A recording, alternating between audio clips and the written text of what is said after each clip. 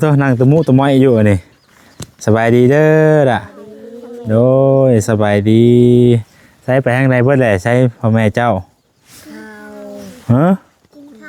กินข้าวได้อย่างน้อกินทางเจ้าได้ใช่บ่ได้ไปกินบ่ยังบ่อยากอ้าวมาถามเบิ่งเรื่องราวตัวนี้แหละพี่น้อยเนาะเพิ่นอยากไปกวดไปหยังบ่หรือว่าจังได๋สินะเนาะออกมาถามเบิ่งคร่าวๆเบิ่งก่อนแต่ว่าได้ไปจังไดก็เฮาจังสิแจ้งเพิ่มเติมอีกว่ามื้อใดเนาะเขาไปห้องหมอได้แต่เก่าให้ไปแบบใดไปคลินิกไปคลินิกบ่โดยคลินิกอยู่โรงเรียนนี่บ่โดย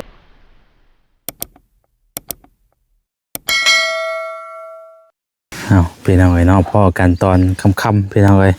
ตอนแรงๆเนาะเวลาตอนนี้ก็17:51 นาทีพี่น้องเอ้ยคำไว้ยามนี่เนาะใช้หมูไก่มื้อนี่ ตัวนั่งตะมุตะม้อยอยู่นี่สบายดีเด้อล่ะโดยสบายดีใช้ไปทางใดเบิดแหละใช้พ่อแม่เจ้าฮะกินข้าวได้อย่างน้อกินทางเจ้าได้ใช่บ่ได้ไปกินบ่ยังบ่อยากอ้าวโดได้อย่างกินเล่โอ้ขัวปลาซิวเบิ่งค่ะเบิ่งพี่น้องเอ้ยเนาะไปเบิ่งก่อนอิ่มแล้วบ่กำลังบ่พี่น้องเอ้ยใช่นั่นใช่ใช่พี่น้องเอ้ยเห็นอยู่บ่แหละพี่น้องเอ้ยเอาขึ้นไปด้วยไปยังบ่ใช่กันเนาะเฮ้ยญาติเด้อโดยตัวกำลังจะกินข้าวแรงเนาะ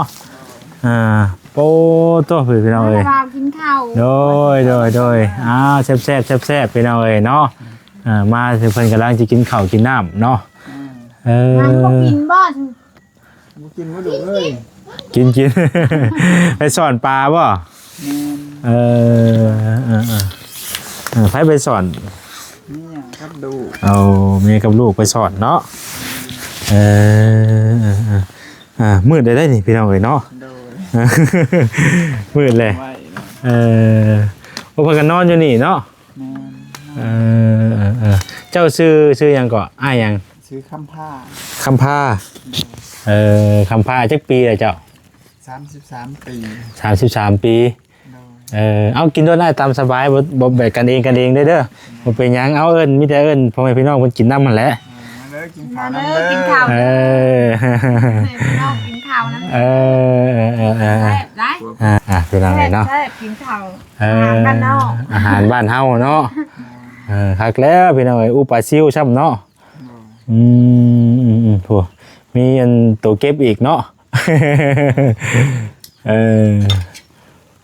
บ่ได้มาหลายมื้อได้บ่แซนก็ได้พี่น้องเอ้ยเนาะตั้งแต่เราก่อนพุ่นแหละตั้งแต่มื้อซื้อเครื่องซื้อของเป็นจังได๋สถานการณ์ใครแน่ล่ะบ่ตอนนี้โดยใครแน่ได้เป็นหยังก่อเพิ่นว่าเป็นหยังก่อเป็นตับลายครับบีโดนกระดูกกระเพาะเลยตับลายบีล้นตอนนี้ใครแน่ล่ะบ่โดยไข้แดงแล้วกินหยังกินยาในกินหักใหม่ยาหักใหม่ได้เคยไปหาหมอไปกวดบ่ไปครั้งนึงไปเท่านึงแล้วก็บ่ได้ไปอีกเลยบ่ได้ไปเลยอยากไปอีกอยู่บ่อยากไปอยู่ไว้ว่าเฮาสมมุติว่าเฮาไปกวดแล้วเฮาเพิ่นแต่งยามาให้กินน่ะดีบ่ก็ไข้อยู่บ่ก็รู้สึกว่าไข้อยู่มันอาการมันบ่ได้เจ็บบ่ได้หยังนะแต่ว่านี่บ่ได้ไปแต่โดนเนาะบ่ได้ไปต่อยาโดยบ่ได้ไป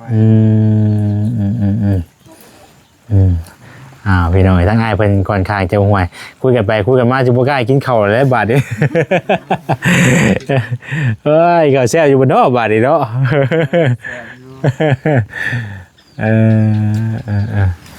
สมมุติว่ามีผู้ใหญ่เพิ่นเนาะให้พาไปหาหาหมอนี่ไปอยู่บ่โดยอยากไปอยู่เนาะไปกวดกลางคืนไปกวดกลางคืนเขาก็สิได้ฮู้จักเนาะว่าการเป็นแบบใดแนวใดเนาะ เอเอาก็มาถามมาไทยเบิ่งเป็นเอาไอ้เนาะทางอ้ายเป็นก้อนเพราะว่าปัจจุบันนี่ก็แม่นกินแต่หางไม้เนาะ โดย บ่ได้กินยาแม่นบ่ ยาก็กินกับเบิดแล้ว เออ ไปวางให้ตั้งแต่ไปกว เอ ด อแต่ว่าเฮายังบ่ฮู้ว่ามันเป็นแนวใดตอนนี้เนาะมันดีแต่บ่หรือว่าอาการแต่ว่าอาการน่ะบ่ได้เจ็บแม่นบ่ โดยอาการบ่ได้เจ็บ อ๋อถ้าว่าเฮากวดเบิ่งว่าปกติแล้วก็โอเคแล้วเพิ่นก็สิบอกแนะนำเฮาดอกเนาะ โดย เพิ่นก็สิแนะนำเฮาพี่น้องมีหยังก็ได้เอามีแต่ให้กินข้าวซะก่อนเนาะเดี๋ยวสิไปคุยกับทางน้องๆเพิ่นก่อนข้าวหนึงพี่น้องเอ้ย ทางน้องๆเพิ่นแบบบ่กินเนาะยังบ่ทันได้อยากเลยพี่น้องเอ้ยทางน้องๆเพิ่นก็ได้เพิ่นจะได้สารอ้ายอันตัวนี้เรื่องนี้ไม่เป็นไม่หยังนี่เพิ่นว่าจังได๋บ่ลีเพิ่นว่าจังไดก่อนนี่เพิ่น ให้สอกหาใหม่ อ๋อยังบ่ทันได้บ่ ได้แล้วใหม่นั่นเธอยังบ่ทันได้ปาดยังบ่ทันได้ช่วย เอายังบ่ทันได้ปาดทันได้ซอยต้องได้ซอยเองบ่หรือว่านี่ได้นี่เจ้าเฮ็ดได้อยู่บ่ จ้างเขาแล้ว เฮ็ดเวียงนักบ่ได้เนาะ ต้องได้จ้างว่าจักแผ่นนี่แป้นนี่ เป็นประมาณ30แผ่น 30แผ่นทางนี้พร้อมได้เนาะไล่แล้วบ่ตัวนี้ ตัวนี้บ่ได้ เอา ตัวนี้บ่ได้ ลืมไร ก็ประมาณฮอดบ่10เนาะ โดยที่ประมาณ 8แผ่นเนาะ โดย 7-8แผ่นหรือว่า10ซะเนาะไล่อยู่นี่พี่น้องเอ้ยเพราะว่ามันต้องมีตรงมันอีกเนาะเราได้ใส่ตรงเพิ่มอีกประมาณจักโตตรง 6ตู้ 6โตป่ะ6โตเอาให้เพิ่นกินข้าวกินน้ำซะก่อนพี่น้องเอ้ยเนาะบ่แซงกันมารบกวนเพิ่นกินข้าว เสาร์นี้เอาไว้ยังไงนี่ เอาไว้อย่างเอาไว้เขาเลือนนะจะงามไหนเดี๋ยวจะมันสิเป็นไปได้ด้วยบ่ จังมันสิเป็นหยังเนาะ จังมันสิเป็นหยังเพิ่นว่าพี่น้องเอ้ยโอ้แปลนค่ากี่ดีเนาะโอ้ยเนาะพ่อแม่กินข้าวอยู่เทิงหูท่างนี้ว่านั่งตะมูตะม้อยอยู่อ่ะนี่บ่ทันอยากบ่ครับยังบ่ทันอยากถ้ากินหยังได้แล้วมื้อนี้กินป่นกับปูโอ้มันจะแซ่บแต่ป่นกับปูหักได้ป่นกับปูนี่ไม่เยอะพอลี่ยังไม่ได้เข้ามาหาจะบ่ยังไม่ได้เข้ามาเลยมื้อนี้ยังไม่มีไผเข้ามาเลยมื้อนี้ เลยบ่มีไผเข้ามามื้อนี้เนาะ หนาวบ่ครับบ่หนาวอาบแล้วบ่น้ำมื้อนี้ยังอยู่ เลย อาบได้อยู่บ่นี่คืออากาศเย็นๆเช่นว่าจักมื้อแหละฮะติดหนีไว้จักมื้อเลยอาบน้ำน่ะเนื้อบ่ได้ติดหนีบ่ฮะมื้อนึง มื้อนึง เฮ้ยเนาะพี่น้องเอ้ยบ่หยอกทางน้องๆเพิ่นดอกทำมันก็พากันอยู่นี่แหละเนาะบ่ได้ไปเด่นทางใดเป็นบุญเป็นศีลก็บ่ได้เคยเข้าบ่ได้เคยเข้าไปเด่นบ่เกลือเป็ดเกลือไก่เรียบร้อยไปแล้วเนาะ เลย เขาครอบเพื่อแหล่ไก่กันอะไรเพื่อนเอาไว้มันอยู่ อยู่คำเลยว่าใช่มาเพื่อเดียวให้อยู่คำมันนี่เนาะเจ้าโอ้มาพี่ก็แห้งงามเนาะ เลย หดน้ำแต่ว่าหามมันนี่ แล้ว หดแล้ว เลย พาบ่าวเขาไปเบิ่งพักด้วย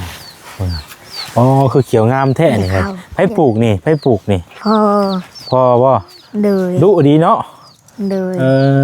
ปลูกหมกพริกหมกเพื่อยไปน้องเอ้ยเพิ่นค่ะเข้าไปเบิ่งสวนเพิ่นก่อนนี่ตัวผู้ผักกาดผักชีหมากพริกเนาะ เลย หมากพริกอันนั้นหมากพริกอันยาวๆนะบ่ฮัม เลย พริกยาวๆเขียวๆนะบ่ เลย นี่สวนเพิ่นพี่น้องเอ้ยผักหญ้าเพิ่นก็ปลูกมาอยู่ไว้กินเคี้ยวคักดีอันนี้เนาะ เลย เอายังใส่นี่ ขี้ไก่ กี่เป็ดกี่ไก่ เลย พุ่นแบบบ่ต้องเงินพุ่นแบบธรรมชาติเนาะ เลย พุ่นธรรมชาติพี่น้องเอ้ยเนาะใส่ใบเขียวปึ๊ๆนี่ถือว่าปลอดสารพิษเนาะ โดย อีเวนต์กี่ใกล้ได้ปลอดสารพิษไปแล้วไอ้บ่มีหยังอ๋อเขียวค่ะก็ดีน้ำมันจะยุ่มออกง่ายบ่ออกแห้งบ่ โดย แห้งเนาะ อยู่ เขียวค่ะก็ดีหมกพริกหมกพายเพิ่นไปทางเลยเจ้าชื่อหยังก็มื้อนั้นน่ะบ่ดื่มเลยฮะ ลำเผ็ด ลำเพชร โดย อ๋อน้องน้ำเพชร โดย บ่ได้เข้าโรงเรียนเบ่ทุกคนได้บ่ โดย บ่ได้เข้า โดย เจ้าคือบ่เข้าโรงเรียนน่ะ ผมมีเงิน ข้าว มีเงินเข้าโดย ค่าใช้จ่ายหลายอีหลีบ่ค่าใช้จ่ายอันเข้าโรงเรียน โดย บ่พี่น้องไอ้ส่งนี่เสื้อน้องอันส่งน้องเพิ่นก็ขอดไว้อันนี้เนาะ โดย ไม่มีส่งไม้ใช่บ่ โดย อันนี้ก็ใส่เสื้อแล้วส่งเลย ตัวใหญ่ขนาดเลยเนาะ โดย เอาเสื้อไว้มาใส่ สวัสดีให้ เสื้อวดีเอาให้ โดย เสื้อวดีเอาให้เนาะเป็นเอาไว้เพิ่นบ่ได้เข้ามาหลายมื้อเนาะ โดย ไปออกไปนี่เฮา โอ้คนฮดบ่ได้พี่น้องเอ้ยเอาน้ำก๊อกนี่บ่นั่นนี่ โดย โอ้ยสองอันตะพักอันนี้เพิ่นเด้ออันนี้พักสลัดพี่น้องเอ้ยเนาะกินกับกระปุ้นเด้ หมูด ฮะ ำหมูด เอาหยังก็ ำหมูด ไผ ำเดอะเด ไผนั่นน่ะ ถ้าด แล้วมาจะใช้ ำเรามาแต่บึงแว่ มันจะเลี้ยงแบ้โดย มันจะเลี้ยงแบ้พี่ โดย เอ้าขึ้นไปกินข้าวว่าได้บ่บัดนี้เนาะหิวแล้วบ่ โดย พี่น้องเอ้ยเพื่อนชาติเพิ่นในการนี่แหละพี่น้องไอ้หมองพักหมองเช้าแล้วก็เป็นพาไม่อย่างหน้าเพิ่นเอิ้นน่ะไม่กระพากเนาะบ้านเราเอิ้นซับแล้วก็มาใส่แล้วก็เรียงกันขึ้นพี่น้องเอ้ยมันเพิ่นเฮ็ดนี่มีอยู่จักต้นวะ9เนาะ9ต้นถือว่ากวางเติบอยู่หมองพักหมองเช้าค่ะแต่ว่ายังบ่ทันได้แล้วเบิดถ้าได้เบิดนี่ก็สิกวางอยู่เนาะ อันนี้ยังบ่แล้วเบิดพี่น้องเอ้ยว้ายเพิ่นไปหาคุยกับปู่ว่ามื้อนี้ บ่ได้ไป โดย คุณเทิงอยู่บ่กับปู่ เทิง เทิงอยู่อ่ะ โดย ไปไกลบ่ไปหาคุยไกลบ่ บ่ ไปแถวนานี่ แถวหน้านี้ โดย เป็นเอาทางพอแล้วลงมาแหละเนาะกินน้ำต้มบ่ไอ้กินไปชิ้นเลยบ่โอ้เป็นเอาไว้ต้มใส่หม้อหนึ่งบ่มีอันบาหม้อต่างหากบ่นี่หม้อหนึ่งข้าวบ่นี่ บ่หมดเฉพาะแต่ต้มน้ำ เฉพาะแต่ต้มน้ำนี่อย่างเดียวเลยซื้อมา กินเซลเลยวิจอวิอย่างติ บ่ โหมันเป็นคุยได้พี่น้องเนาะมันก็เป็นมันเป็นยังมันบอกเป็นคุยนี่ เป็นหยังมันหางใหม่เด้ มันเป็นคุยหางไม้ โดย มันเป็นคุยเอ้ามาน้อยตกน่ะมันขึ้นได้บ่แล้วบัดนี้ขึ้นได้อยู่ ให้มันขาโป่งแล้วบ่แห้งแล้วเนาะ มันต้มกินตลอดได้น้ำนี่เนาะอยู่นี่เลย โดย เปลี่ยนหมองนั่งเป็นเอาเลยเนาะตัวอันนี้ก็เป็นหมองกันว่าหนึ่งเข่าหนึ่งน้ำอยู่นี่บ่นี่ โดย ไอ้นั่งก่อนไอ้เป็นคนบ้านนี่เองบ่หรือว่านี่ใดนี่นะ บ่ คือเสียงต่างๆคือเสียงบ่แม่นคือคนทางบ้านเฮา คนเมืองโขงพุด โอ้จังพ่อแล้วซั่นเนาะอย่าว่าอยู่เสียงเอาไม้ให้พ่อเจ้าอยู่ห่าโอ้เป็นคนเมืองโคง โดยเมืองโขงจำปาสักเมืองโขงแข่งจำปาสัก เป็นคนเมืองโคงอยู่แข่งจำปาสักผู้ โดยแม่น ป้าโถมาไกลดิฉันเนาะ โดย ที่เดี๋ยวจะนิ่งจะแน่นพี่น้องเอ๋ยเนาะอยู่ไกลไปได้กับว่าพ่อกันไปพ่อกันได้กับอันเอื้อยเพิ่นนี่ พอกันอยู่ไทย อยู่ไทยเฮ็ดเวียกอยู่ไทยบ่ โดย ไปทำงานอยู่ไทยแล้วพ่อกันอยู่พุ่น โดย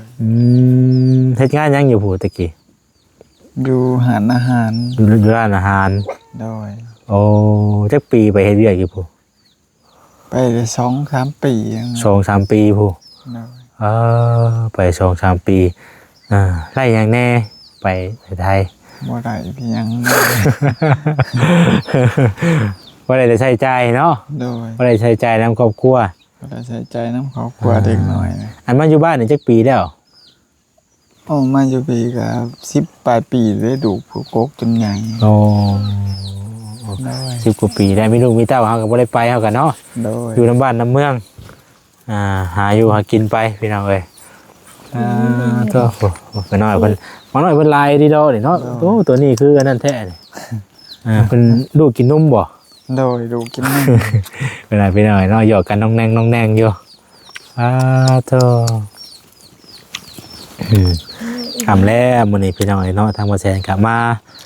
ได้มาแล้วก็เลยไว้มาถามทางง่ายเพิ่นเลยเนาะ โดย ไว้เข้ามาหาน้อง เนาะ น้องตันน้องอึ้งนี่แหละพี่น้องเนาะก็เลยมาถามไทยทางง่ายเพิ่นก่อนว่า โดย ก็ มาถามเบิ่งเรื่องราวตัวนี้แหละพี่น้องเนาะเพิ่นอยากไปกวดไปหยังบ่หรือว่าจังได๋สินะเนาะมาถามเบิ่งคร่าวๆเบิ่งก่อน โดย แต่ว่าได้ไปจังไดก็เฮาจังสิแจ้งเพิ่มเติมอีกว่ามื้อใดเนาะ โดย เขาไปในห้องหมอได้แต่เก่าให้ไปแบบใด ไปคลินิก ไปคลินิกบ่ โดย คลินิกอยู่โรงเรียนนี่บ่ โดยแมนอยู่โรงเห็น จัง มันยังเนาะบัดนี้ จังเลย กินเหล้า อ๋อคลินิกอยู่โรงเรียนนี่ไปนั่นบ่ โดยคลิ บ่ นิก ได้ไปฮอดพุ่นน่ะว่าเนาะเชนูน่ะว่า ไปบ่หัวดอกตัวนั้นเงินหลายเงินแพงหลายตัวนั้น อยากไปแต่ อันนี้คลินิกน้อยเฮานี่บ่นี่น่ะ โดยแมน หมอลาเวียดเคยเข้าไปกวดเบิ่งบ่ ยังบ่ทันได้เข้าจักเทื่อ เพราะว่าเครื่องเพิ่นที่ทันสมัยใช่พี่น้อยเนาะเพิ่นกวดเพิ่นหยังแหละช่องเข้าไปสินะ โดย มันก็ทันสมัยแต่ห้องหมอคลินิกนี่ก็ทันสมัยกันแต่ว่ามันก็แล้วแต่เฮาสิเลือกไปสินะ โดย มันก็ อยากไปตัวทันสมัยตัวกวาดบอลพักเงินบ่เพียงพอ เพราะว่าคือว่าอะไรเนาะมันก็ค่าใช้จ่ายมันก็อีกแบบนึงเนาะ โดย นี่มันกินชมพู พี่น้องเอ้ยเอาจากจังใดก็จังมาแสนจังสิแจ้งเพิ่มเติมอีกเนาะมาถามข่าวๆเบิ่งแต่ปัจจุบันนี้ก็ยังกินทางไม้ตลอดเนาะ โดย บ่ได้ป้าเป็นว่า บ่ได้ป้าเลยกินประจำเลย กินประจำเลยมันรู้สึกแบบไรมันเจ็บป่ะหรือว่าอะไร คือมันเจ็บนะเจ็บในท้องนะ มันเจ็บปะที่ไหน โดย เจ็บแบบเจ็บหุ่มๆบ่ เจ็บหุ่มแสบเจ็บแสบนั่นน่ะ โอ้เจ็บแสบๆที่ไหน โดย เจ็บเบื้องใด เจ็บบังคัว เบื้องขวานี่ โดย แต่ว่าไปกวดมันเพิ่นว่ามันใส่ติ้งเนาะ บ่แม่นปานนั้น นี่ แต่เพิ่นว่าเป็นตับได้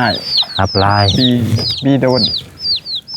ตับลายผีล้นเนาะ โดยกระโดกกระเพาะกระแสกซ้อนน้ำ มาแล้วกันถ้าเป็นแล้วก็โฮมนะมาแล้วกันเนาะ โดย ว้ายพี่น้องเอ้ยเนาะมาแล้วก็คันหักไม้มีแต่กินอย่างเดียว โดย บ่ฮู้ว่าดีหรือเศร้านะบ่ได้กันเนาะมีแต่กินไปเรื่อย มันจะกินไปเรื่อย คันเฮาได้ไปกวดเบิ่งก็กวดขึ้นเบิ่งก็หมอเพิ่นก็คันว่าโอ้เจ้าดีเศร้าอะไรตัวนี้ก็เฮาก็แต่ว่ากันเฮากินเฮาก็ถามเพิ่นเนาะว่ากินทั้งไม้ไปเรื่อยๆบ่ได้บ่หรือว่าจังได๋เห็นนะเนาะ ๆโดย เฮาก็ถามเพิ่นเบิ่งเนาะน้องเอ้ยมีแต่ว่าในนั้นแล้วสาเฮาก็จังว่ากันเนาะพี่น้องเอ้ยจังมื้อใดได้ไปก็จังสิแจ้งเพิ่มเติมอีกพี่น้องเอ้ยแต่ว่าตั้งแต่เป็นมานี่มีแต่คือกวดเทื่อเดียว โดยประกวดเท่าเดียว กวดเทื่อเดียวแล้วก็แล้วเลย โดย คือว่าเฮาก็หาเงินนำบ่ทงบ่ทันเนาะ แม่น จักสิอันใดแน่ลูกเต้าก็คือว่าหลายคนพี่น้องเอ้ยแต่ว่าลูกนี่ก็ฮู้ว่าทุกคนเนาะ โดยหูอยู่ เป็นผู้ฮู้ว่าทุกคนเนาะบ่ลือพี่น้องเอ้ยเพิ่นก็บ่ดื้อพี่น้องนะถือว่าเพิ่นก็เรียบร้อยดีจังน้อยแต่ละคนกับหวยบางคนนี่ว้าโธ่ เอาก็มาถามไทยเบิ่งก่อนเด้อเด้อมื้อนี้เด้อ โดย บ่ได้มื้อหน้ามื้อไหนครับว่ามีอะไรก็เดี๋ยวจะมาแจ้งเพิ่มเติมอีกเนาะ โดย พี่น้องเอ้ยก็บ่ได้ซื้อกระต้มขนมมาซับเบิ่งก่อน โอ้ยเนาะ แม่น บ่ได้ซื้อกระต้มขนมมาต้อนน้องๆเพิ่นซับมื้อนี้ก็ได้ เมื่อก่อนเดี๋ยวว่าแชนสิเอานี่ให้เพิ่นก่อนพี่น้องเอ้ย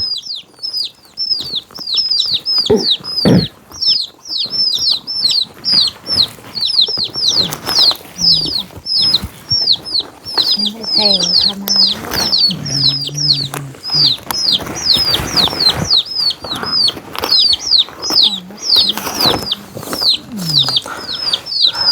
เอามีแต่เอาอันอ้ายเอาบ่ได้ซื้อก็ต้องอุดหนุนมาเนาะมีแต่เอาเงินไว้ซื้อน้ำชนะกินเด้อโดยมาถามไทยเบิ่งว่าแซนก็ได้ มาคำในมื้อนี้ก็ขออภัยหลายๆเนาะเพิ่นมาฮอดพี่ต้นคำ เอาในนั้นแหละสิครับป้าก่อนเด้อวันนี้เด้อเดี๋ยวมียังไงเดี๋ยวบ่แซนสิมาแจ้งเพิ่มเติมคือว่ามื้อนี้ก็เข้ามาทางนี้ก็ได้ถามไทยเบิ่งเลยหั่นนะพี่น้องถ้าว่าทางอ้ายเพิ่นว่าอยากไปกวดเป็นหยังเพิ่มเติมแล้วก็เอาจังว่ากันอีกเทื่อนึงเนาะเดี๋ยวเพราะว่าทางอ้ายเพิ่นก็ไปกวดตั้งแต่แรกๆแล้วก็บ่ได้ไปเลยเนาะบ่ได้ไปอีกเพิ่นน่ะพี่น้องอยากไปกวดไปคืนเบิ่งอยู่ว่ามันเป็นได้ใดเนาะบ่ได้เพิ่นแต่งยามาให้กินมันก็ดีเศร้าไปพี่น้องเนาะแต่ว่าปัจจุบันนี่ก็ยังกินฮักไม้ฮักยาพื้นเมืองเนาะกินหางไม้เพิ่นมาโอ้ยพวกนี้สิรับอะไรบาทนี่ รับง่ายเลยโอ้ยเอาพาดูพาเต้ากินข้าวกินน้ำอะไรกะนอนเนาะบ่รบกวนแล้วเด้อดีมีแห้งทั้งง่ายเพิ่นกะเศร้าไว้ได้เด้อเศร้าไว้ได้ไว้เนาะพี่น้องเอ้ย เป็นเสาหลักครอบครัวใช่ไหมเนาะดีให้เศร้าแข็งแรงไว้ โอ้ยพี่น้องเอ้ยไปกับปลาก่อนเนาะสบายดีบ๊ายบายเอาโชคดีเด้อผู้ใดมื้อหน้าเดี๋ยวว่าแสนขับมาใหม่มื้อนี้ก็เฮาก็ได้เข้ามาแล้วนะกันว่าสิก็ได้มาถามไทยเพิ่นเลย แต่ว่าเรื่องแป้นเรื่องอย่างนั้นแม่นทั้งบริเพิ่นให้หาไม้หาตอกมาแล้วเนาะติดตามเบิ่งพี่น้องเพิ่นก็หลายเวียงหลายงานไปเด้ก็ บ่ตีเพิ่นแล้วพี่น้องเอ้ยหลายทางไปเนาะเพิ่นได้ขอเฮ็ดไปหน่อยเนาะไปกับป้าก่อนโดยเอ้าพี่น้องเอ้ยเนาะมันก็ค่ำมืดได้แล้วทางบ่แสนจะขอตัวไปก่อนอยู่ดีมีแห้งบ่สุขุสุขคนเด้อพี่น้องเด้อเอ้าผิดพลาดประการใดก็ขอโทษขออภัยสำหรับคลิปนี้ลำลาไปก่อนแล้วสบายดี